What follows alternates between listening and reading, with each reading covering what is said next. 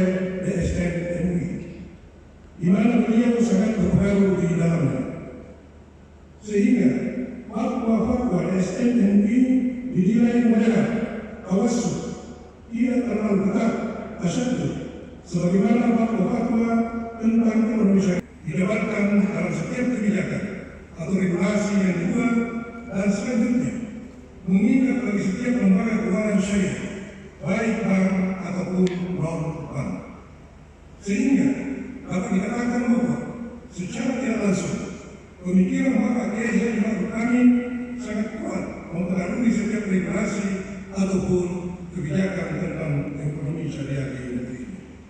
Mendorong ditetapkannya keputusan organisasi yang merekomendasikan adanya sistem keuangan syariah di negeri ini.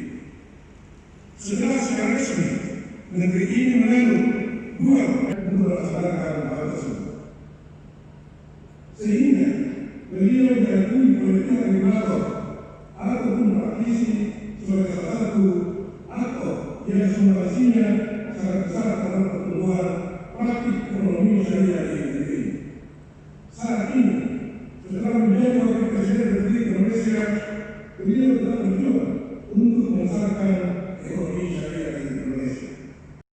Dengan rahmat Allah Subhanahu wa Ta'ala, Rektor Universitas Muslim Indonesia, Unima dan seterusnya, Unia dan seterusnya memperhatikan hasil musyawarah Senat Universitas Muslim Indonesia anggaran Juni 2020 memutuskan menetapkan pertama,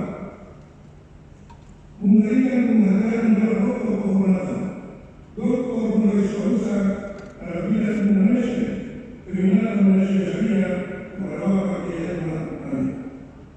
Kedua, keputusan ini berlaku sejak tanggal ditetapkan dengan ketentuan akan ditinjau dan diperbaiki sebagaimana mestinya apabila di kemudian hari ternyata terdapat keliruan dalam penetapan ini.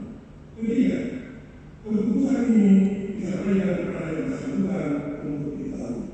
Walau ditetapkan di pasar pada tanggal 23 Syawal 1441 Hijriah 15 Juni 2020.